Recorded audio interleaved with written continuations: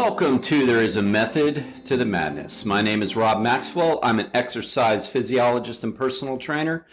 I'm the owner of Maxwell's Fitness Programs, and I've been in business since 1992. The purpose of this podcast is to talk about the real deal, what really works and what doesn't work, and most importantly, why things work or don't work. Hence the name, The Method to the Madness, because you know what?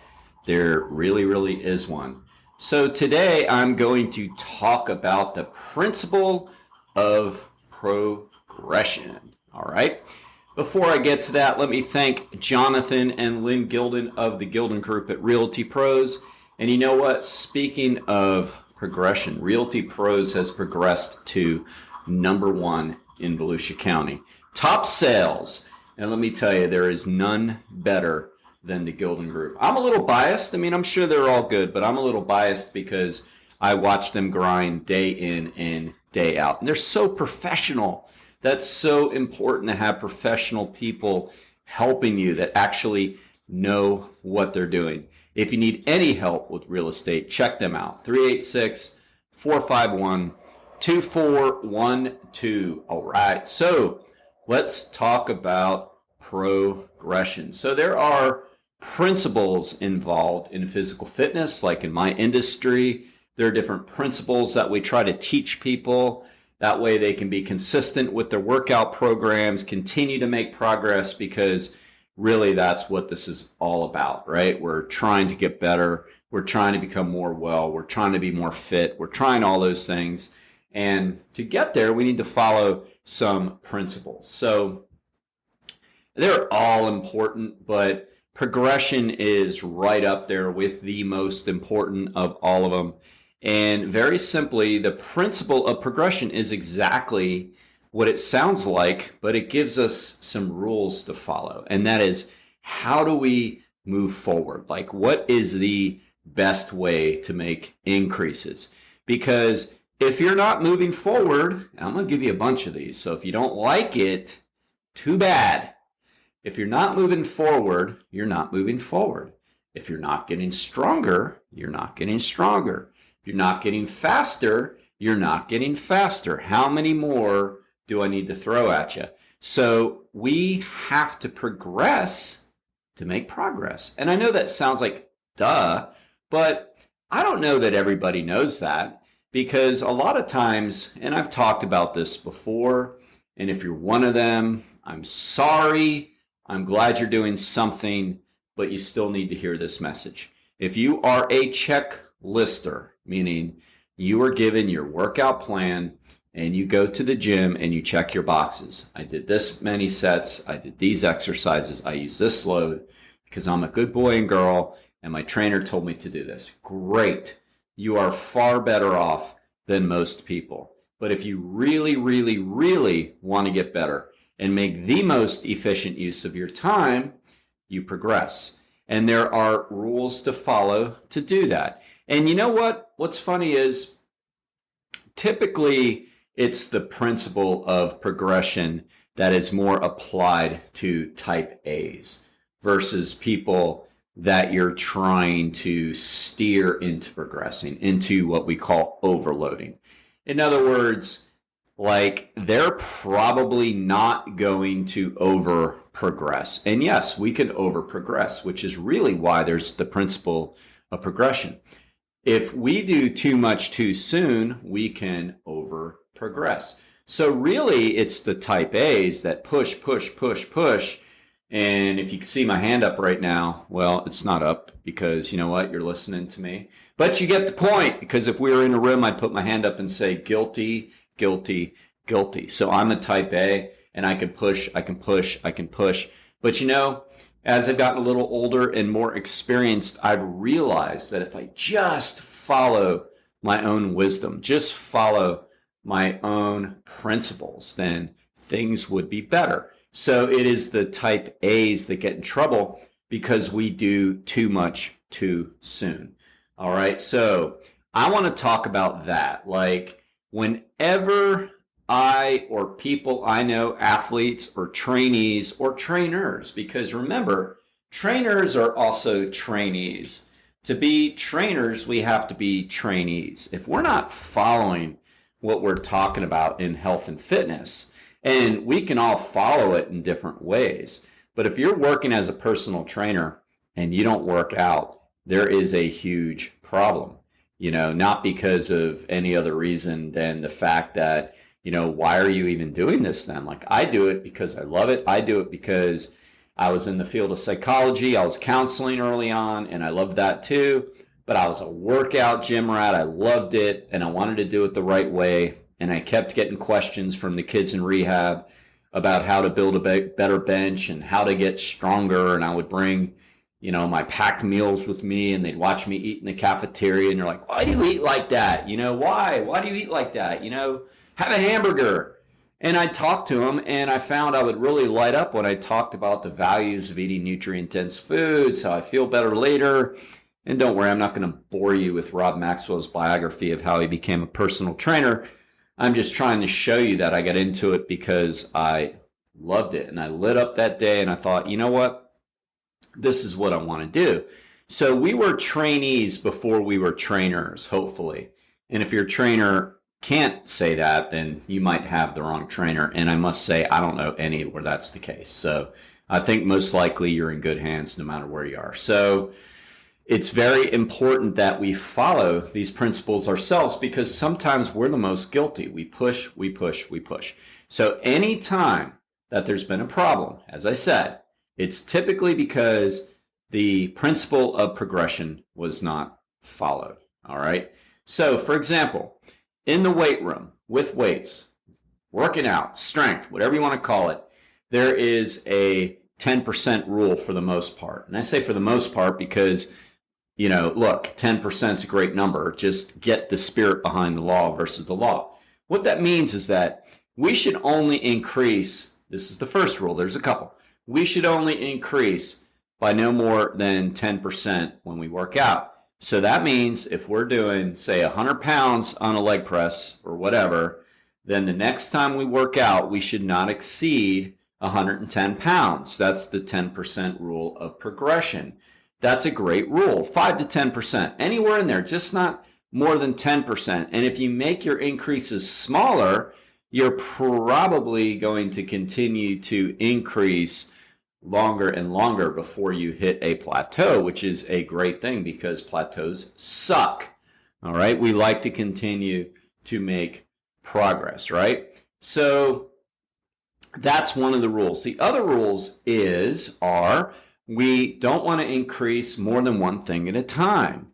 So I'm just talking the gym right now. I'll get into cardio in a second. But that means if we're growing up in weight, we don't want to increase the reps either. We can, like, again, there's gray areas and go, well, I went up in weight and I did a couple more reps. Okay, whatever.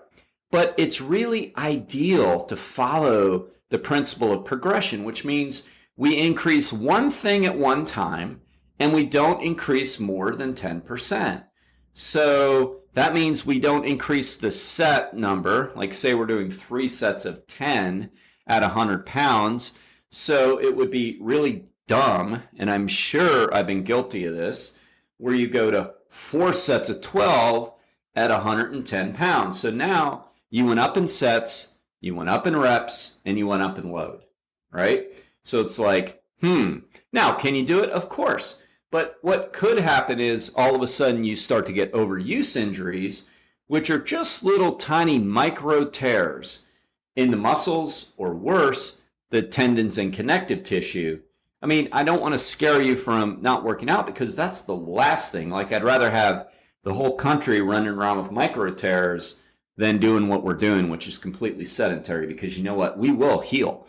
But the problem is we don't need to do that. Or I should say the real issue is we don't need to do that. We can do both. We can work out, we can follow the principle of progression, and we can continue to make progress. So we increase one thing at a time. And I don't want to make the whole thing of how to do it. I really want to stress today why we need to follow it in some semblance, okay? Now, which one? I will say, well, it depends. If you're trying to get stronger, we should increase load. If you're trying to get bigger, you can increase, say, reps or load, or sometimes sets, all right? If you're trying to maintain, you keep everything the same, yes. But again, that should only be for short periods of time of, say, maybe you go through a recovery week, or you're peaking for something or whatever. But for the most part, we should always be thinking about making tiny little inches forward, okay? So it really does depend on a lot of things as to what to progress in the gym. It could be sets, it could be reps, it could be load. So it could be any of those things. One of the questions is time. You have to remember that more isn't always better. So I usually tell people, again, I hate to say words like usually because you think I'm being vague, but I'm not. But everybody's different. And that, by the way, is the principle of individuality. So everybody's different.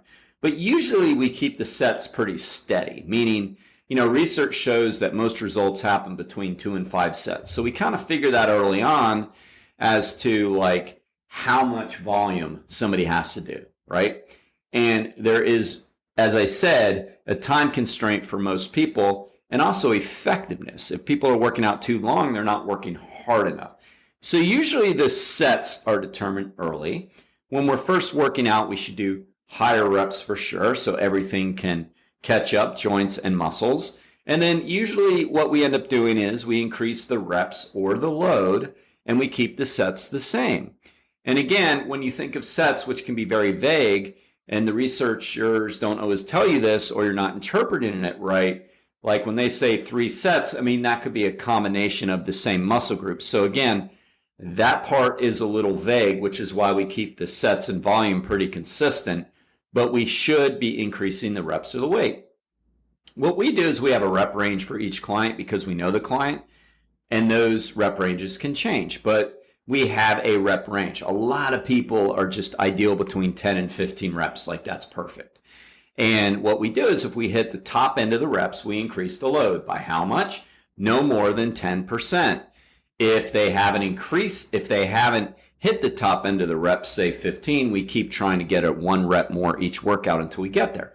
So that's like the principle of progression to the finest. It's when we don't follow that we get into trouble. Oh, I increased more than that, or I added another set, or I did a burnout set, whatever. It's usually when we don't follow the plan and we get impatient that we get into trouble. And look, I'm guilty as charged because I love working out, and I got to be careful with that. So I literally will write my own plan and then do the best I can to stick to it. And when I do that, I usually stay out of trouble, which is really good. Now, the same rules apply for cardio. Now, runners get hurt a lot, right? But here's the deal. They say, oh, running causes injuries. No, running doesn't cause injuries. That's BS. There's actually studies that have been done that have shown long-distance runners over the course of their lives have better cartilage in their knees than people that have never run. And these are people they checked into their 80s and 90s. The problem is runners can get hurt because they do too much too soon. And if they run on injury, then yes, of course you're doing damage to your joints. But if your joints aren't damaged, running does not cause problems. Runners are the worst for this because they don't follow a plan of progression. And maybe it's, again, they're type A's most of the time, but I'll literally have a runner come back from injury because I do a lot of rehab, sports rehab, stuff like that. And I'll say, all right, so when you last left off with your fibromyalgia, whatever's going on, that's a bad one. Plantar fasciitis, that's more typical.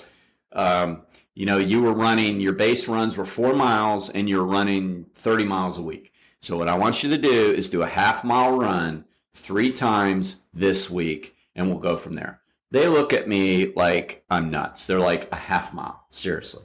I'm like, let's just follow the principle of progression and we'll go from there. Now, the ones that do it, right? The ones that do it come back from their plantar fasciitis and are back to their full routines within 6 months or so. And the ones that don't re-injure themselves. And again, I randomly picked the half mile. But the point is that I always pull people way back in their volume from where they think they need to be. Because the joints, the connective tissue needs to catch up. And it's the people that don't follow that get in trouble. Like, well, the mile felt good, I'm going to go back to 2 miles. And next thing you know, within 2 weeks, they're back to their full volume. And they think they're feeling good, but it's deceptive. That's the deal. It's very deceptive. You don't know that your connective tissue is catching up, which is why we have principles. Like, if we didn't make all these mistakes generations ago, there wouldn't be principles, but people are people, right? Right? Who's that artist that used to sing that song? Depeche Mode. People are people. I'm not going to do the rest of it because it's not relevant to this conversation. But we are. I mean, we're pretty much the same. We're going to make the same mistakes, which is why we have to follow principles. And look, again, when I've been extremely patient, whether it be training on my bike, because I do, a lot of bike training and bike racing, I've done triathlon. When I'm patient and say, all right, so I did a 30-mile ride, I don't want to get ahead of myself. Even though cycling is non-weight bearing and typically much better on your joints than running, I still don't want to burn out. I still want everything to catch up. So I'll tell myself, all right, Rob, next weekend, don't go more than 33 miles, 10%. So it's the same 10% rule. You just increase inch by inch. Then the next week, 36 miles and 39 miles, right? Then I'm up to 40, so then it's 44, 48. If I follow that, I continue to make progress, right? And it's always when I don't do that I get some form of an annoying overuse injury that I'll heal from, but it sets me back, and then I'm annoyed. So it doesn't have to happen. I was just thinking about this. I did the red line relay at the Speedway over the weekend. It was a 50 mile or so, 52, something like that, bike race. And we had a team of 4, and I'm very grateful to a friend who comped me an entry, and it was a lot of fun. And we had a pro on our team who really did all the work. And we were out there, the amateurs, rotating laps. It was super, super fun. And I don't know why my brain likes to go off in directions of material as I'm cycling. And don't worry, I was pushing hard. I was going hard. But my brain was still going, what's good podcast content? And I was thinking how so many people I talked to there and other places are always talking about injuries and overuse injuries. And I'm like, well, it's because of the principle of progression. I mean, we just get dumb and we start doing too much too soon because we're extremely impatient, or we get feeling good and we want to do more. So it's like, I got to talk more about that, and I have to talk about more of the principles. All right. So just remember that you are going to continue to get better. You're just going to have to be patient, and you don't have to murder yourself in the gym to get stronger. There's no question to get stronger, you have to use heavier loads. But if you're using heavier loads, you don't need to beat yourself into submission to do that. I mean, there's a term in my industry for that. It's called beating your client up. And it's not recommended. I remember I was talking to who cares? Give the guy free publicity, and it's only positive. So what's he going to do? Sue me for saying something good? But there's a guy in Gainesville named Joe Cirilli, and he owns the Gainesville Health and Fitness Center. And it is literally the #1 profitable health club in the entire country, or at least it was a decade ago. So I doubt it's really dropped off that much. And keep in mind that health clubs usually do not make a lot of money. Like, if you buy a gym, and I'm not talking about personal training studios and boutique fitness and things that, do tend to stay in business because there's low overhead. But people that get into the big box gyms typically end up selling them within a few years because it's very hard to make money. All right. So I'm just giving you that little backstory to tell you, so this guy, he broke the mold. I mean, he is doing fantastic. And he's an icon in the industry, the gym industry. So he and I were talking. I met him for lunch one time over at his gym in Gainesville. And he said, we're different. He says, you're a trainer, I'm a gym owner, different mindsets. I'm like, yeah. But, he was talking about how he literally fires his trainers for having the mindset that you have to beat your clients up.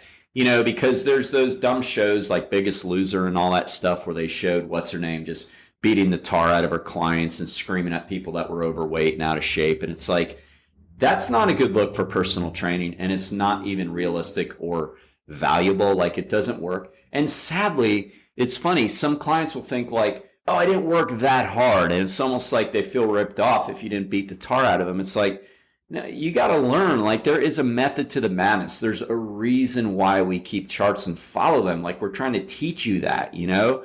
Don't put all of your, like, how much you spent or whatever on whether or not you can walk or not. I mean, there are times to go super hard, but, you know, beating up the clients, it doesn't work. There is a method to the madness for us, for clients, for everybody. So you have to keep that in mind. If you want professional training, it just gets done right, right? All right. So now let me thank our second sponsors, Overhead Door of Daytona Beach. They have the best product and the best service. Anytime I need Jeff or Zach to answer and help, anytime a client has needed them, I've reached out and they've helped. They were literally there the next day when I called them, and they had like a 10-day backup or something, and they got there the next day and helped the guy fix his commercial garage door. So they're the absolute best. If you need any help with that, give them a shout at overheaddordaytona.com.